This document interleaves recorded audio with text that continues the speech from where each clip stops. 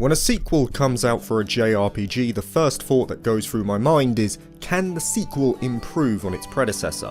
There are many such cases where this doesn't occur, but today I want to focus on the ones that I think succeed. As my one rule, I only want to consider true sequels. By that I mean they have to be connected to the predecessor either through story or characters. So for instance, Octopath Traveler 2 is better than Octopath Traveler 1, but it won't be considered because they have no connection to each other through their narrative. With that done, let's move to a game that I think is the poster child for a topic like this. It comes from Gust and is defined by its calming ambience. And that first game will be Blue Reflection's Second Light. Now the first Blue Reflection is still a good game in my eyes. It has an amazing OST and the characters reflect the calming vibes of the game. It undoubtedly has a feel and personality that allows it to stand out among its peers, but it is also a game with a few flaws, most often as a result of the low budget. There are meaningless mechanics that serve no other purpose than for shallow fan service. The game is very easy, and the exploration tied to the otherworld is rudimentary. I felt this game had a lot of good ideas in it, but just didn't execute them all as well as they could have been. Though, Blue Reflection did pave the way for improvement. It formed the skeleton of what would later become the stronger sequel in Second Light. Second Light took pretty much everything that made the first game good and built upon it to elevate those strengths to a higher tier. The battle system is superior in terms of player choice and difficulty, and it ramps up the pace as the fight continues. For instance, the choice of what to do with ether charges is a constant key to strategy, knowing when to defend or when to attack. There are often moments where an enemy is about to unleash a powerful ability of their own, so you need to decide quickly whether you can interrupt them or just shift over to a defensive strategy till it subsides. The steady progression of battle speed ensures that you're not overwhelmed initially, while also giving you more options to play with later on, ensuring that it never gets stale. It was a far cry from the first game where you could end a fight in a couple of rounds. The characters were given deeper and more interconnected stories, along with far greater chemistry together, and the narrative played well off the idea of reclaiming lost memories. Some of them want to take their memories back because they feel that will lead them to rediscovering the resolve they originally had, while others are afraid of it because what if taking their memories back means they remember an event that they're ashamed of? The juxtaposition between the characters and how they deal with that element alone makes them feel human, and it leads to a diverse and relatable collection of characters. And the overall design and atmosphere of the various worlds is just on another level compared to the original. Each one of the heartscapes you explore is formed from the subconscious of the character who spawned it, and they'll often be tied to their lost memories in some way, gradually opening the way to the truth. The way these heartscapes are constructed, and how they allow the player to visualize the inner demons of the characters is extremely well done. Combine that with its once again fantastic OST, and it's pretty much superior in near on every respect. And I hold a similar opinion for the next game. It's yet another Gust entry, and it's for Atelier Ryza 2. The first Ryza game, once again, is a good game. It's great even. I owe this game a lot for bringing me into the series a few years ago. Ryza was the start of Atelier becoming one of my favourite franchises. There's no doubt that it did its job in being a solid introduction to the series. But Atelier Ryza 2 is such a step up from the original that it actively harmed the final game in the trilogy. Once again, it took all the great stuff in the first game and simply provided a step up, whether that be through gameplay, convenience, or its characters, which is where we're going to be starting off. Now, I do like the cast of Ryza, but it was one of the biggest weaknesses with the first game. Though they were fine for the most part, I couldn't help but feel that they were somewhat one-dimensional, and they never got much of a focus within the 40-hour runtime to develop meaningfully. Ryza 2 immediately addresses the problem. The 3-year time skip between the games allows players to see how these characters have grown both physically and mentally, which is something I'm personally a big fan of, not to mention it presents that growth much better too. Whereas in the first game you had random cutscenes popping up at certain intervals without any warning, the sequel opts towards a mini-story unique to each character. It was a good decision because it gives the undivided spotlight to these characters in specific moments. It has many bases covered with the topic areas addressed, and as a result the characters end up much better for it. And that's not even close to the only improvements. Alchemy and gathering were also given some fine tuning. Alchemy, for instance, got additions like the switching of material loop elements for greater flexibility when crafting, along with the very welcome item rebuilding option, while gathering of ingredients had a lot of quality of life changes, like being given the ability to see what each of your gathering tools will harvest if you go for a node. Instead of switching between your different tools like in the first game, you have everything available to you by holding in the right bumper, which is a small time saver, sure, but very much appreciated. And as for the combat, this for me was the most notable step up for the first game. I found it so fun to work with. Because the focus is more on the combos and the active switching of characters to gain an upper hand, it just has a relentless pace at basically every stage of the fight, improved further by the steady increase in tactics level, which just quickens the pace ever more, much like Blue Reflection's Second Light did. It looked cool, it felt great to work with, and of course it was dependent on the equipment you brought to the table as well. All in all, Ryza 2 took an already great game and improved on it in basically every area. It remains one of the bigger leaps forward from original to sequel that I've seen in recent years. Now we move from a sub-series that I love, that being Ryza, to one that I have very little attachment to, and it's Final Fantasy XIII. If we're talking about a better sequel here, 13-2 is the improved version, and also the best of the trilogy by a distance. Saying that, like I say, I have little love for Final Fantasy XIII as a trilogy. I gave the original game another go about 5 years prior, and just reaffirmed to myself that it isn't for me. It's a pretty game, no doubt, it still holds up today visually and the music is amazing, no doubt about that, but it had issues that I could never look past, and the passage of time hasn't changed that. The main ones were the 20-hour linear hallway, the characters being a mixed bag, and the combat.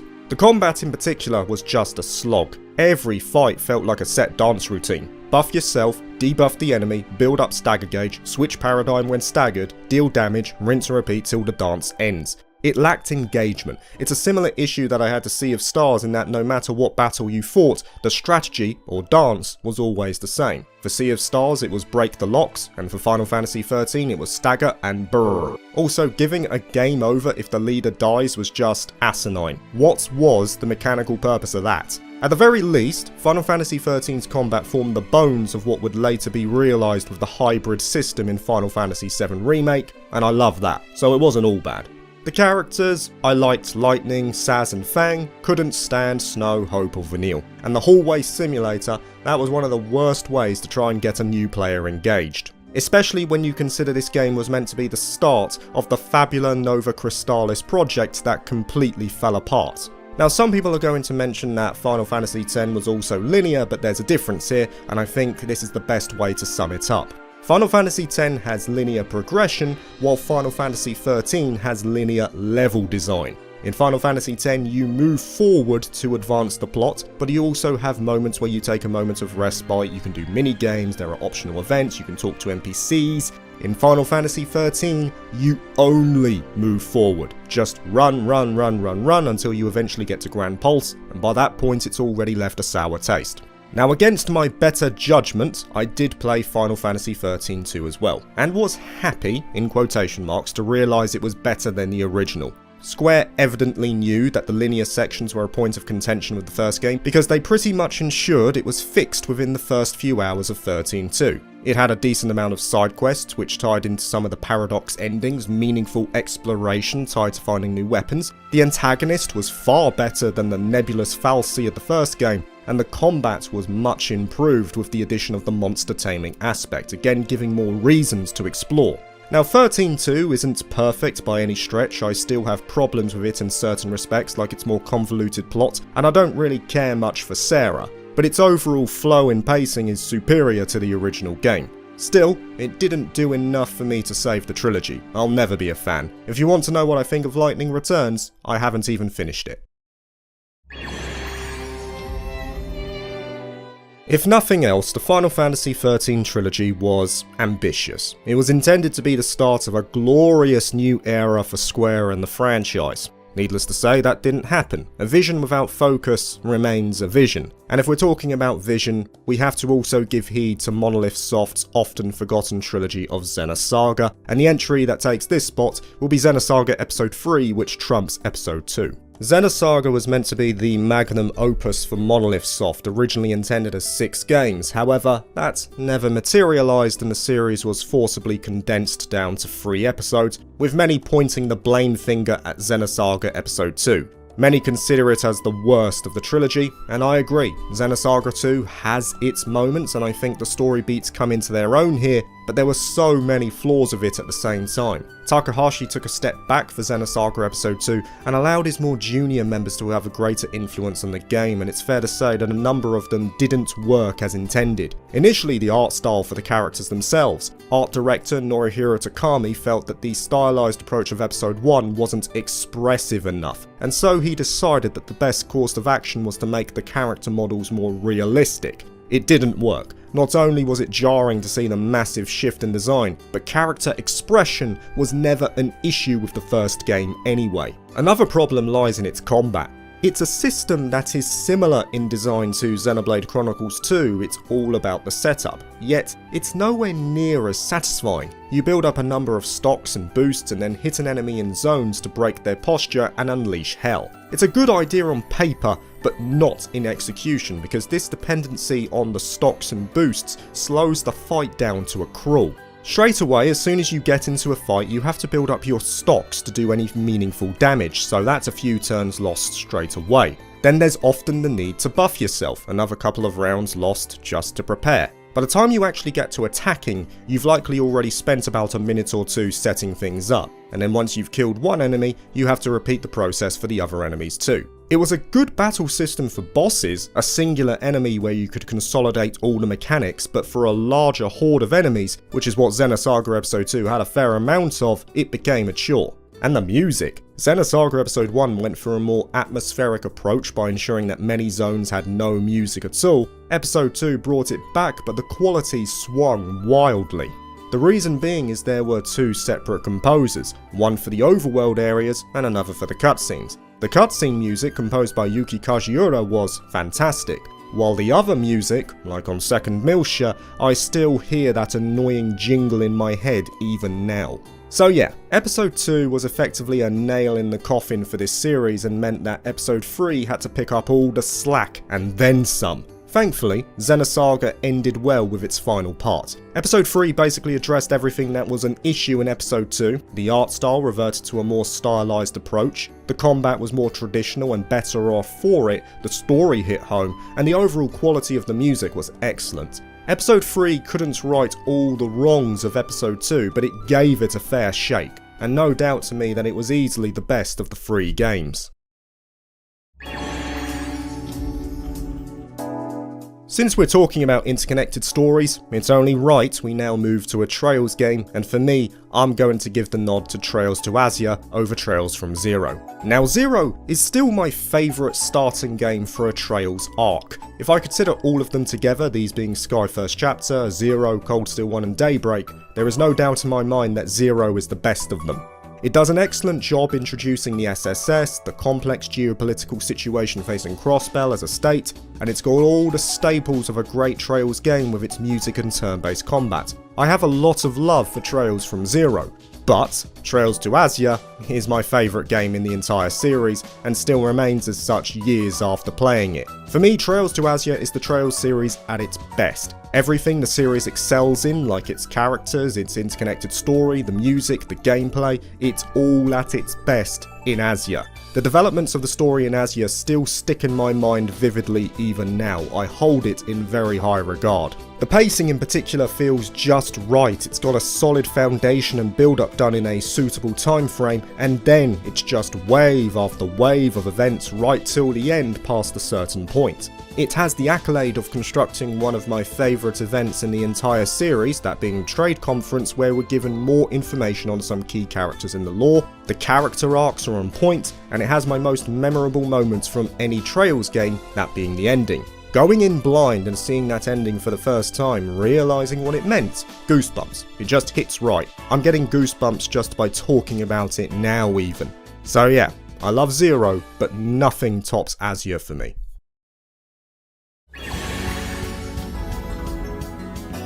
And we're sticking with Falcom with the next entry, and it's going to be from my favourite action-centric series, Ys. Now some will say that all these games are standalone, and they are mostly. You can jump into say Ys 10 Nordics for instance as your first Ys game, and have no issue understanding what's going on. But Ys as a series is a retelling of the memoirs written by Adult on his adventures. The series charts his stories across the world as he finds himself in ever more daring journeys. In other words, the Ys series has a timeline to consider here, and it's often the case that if you play one of the later entries you might see a reference or two to a prior game. There's small tidbits of lore for Ys veterans, but they give a little bit of flavour and connectivity to the games as well, and Falcom have been embracing this ever more in the later entries.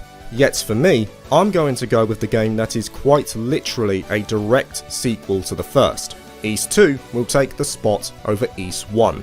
The two games in the present are often bundled into one on Steam, and that's because together they take about 10 hours to finish. Ys 1 sees Adol stranded on the land of Asteria, and he endeavours to collect the Books of Ys to stop a great evil, while in Ys 2 he finds himself on a floating island high above the continent. Ys 2 quite literally begins immediately after the conclusion of Ys 1. Now while the gameplay is pretty similar between the two, in particular both of them using the bump style of combat, Ys 2 for me is a slightly better game than the first. They're both good, even in the present day, but I definitely had more fun with Ys 2, especially after playing Origin and seeing the lore connection. I feel that the sequel overall has better map and dungeon design. Ys 2 has one of the most striking cutscenes devised for its time, the music is ever so slightly better as well, but the one thing that truly elevates Ys 2 over 1 is the final boss itself. Ys 2's final boss is fine, it's nothing groundbreaking, it's just a standard boss fight all said and done. Ys 1 though is infamous for its final fight. It's effectively a flip of the coin on whether you win or not. Those who have experienced the fight know what I'm talking about. It can get frustrating to say the least, especially on higher difficulties. In truth, there's very little to split between these two games, they're basically two faces of the same coin, but granted, I enjoyed Ys 2 slightly more, so I'm giving that the nod. And we're going to end this video with a return to a classic SRPG series. It got a remake about 5 years ago, and much like Ys 1 and 2, it came in a bundle. Langrisser 2 will take the spot over Langrisser 1. And yes, they are connected. Langrisser 2 takes place a couple of centuries after the events of the first game. Now Langrisser 2 may not be a well-known name at the present, but back in the 90s it was huge. It's not inaccurate to say that the series at one point was a key player in the SRPG scene, with many considering its predecessor, the Elflead trilogy, as a pioneer for the genre. With the original trilogy created back in 1987 for the NEC PC, Langrisser acted as a successor, drawing on events that defined the narrative of the previous titles and going on to spawn 5 games of its own. If you find yourself doing some retro game shopping in Japan, you'll most likely bump into one of the games on a shelf somewhere. It was much like Sakura Wars in terms of having those golden years before eventually fading. Granted, the introduction that most modern fans got to Langrisser came from the 2019 remake. And though I see merit in the first, despite its rough edges, there is no doubt to me that the second trumps it in nearly every way. Langrisser 1 had good gameplay with a pretty lackluster story and characters. Langrisser 2 had great gameplay with an equally great story and decent characters. I'd say that Langrisser 2 evokes the scale of battles in a more effective way than the first, with more intuitive level design. There's also a lot more options available in the class trees as compared to the first, which felt a bit more pigeonholed in comparison. The characters are head and shoulders above the cast from Langrisser 1, the rival character for instance is done justice, you've got some comedy relief in there, the characters actually interact with each other rather than just the main character, and the backstories of said individuals, while simple, are at least disclosed to you. But where Langrisser 2 truly steps up is in its overall game design. Langrisser 2 has 12 story routes within it compared to the 8 of Langrisser 1. And though a few suffer from padding, I felt that the choices the player makes in the sequel have far more weight and impact. It helps that said routes diverge a lot earlier than Langrisser 1, as it gives time for these stories to take shape, and though they are still on the short side, I thoroughly enjoyed my time with them. There is a reason why the original is held in such high regard till this day, many fans of the genre calling it the unsung legend of SRPGs. If that's not an endorsement to quality, I don't know what is.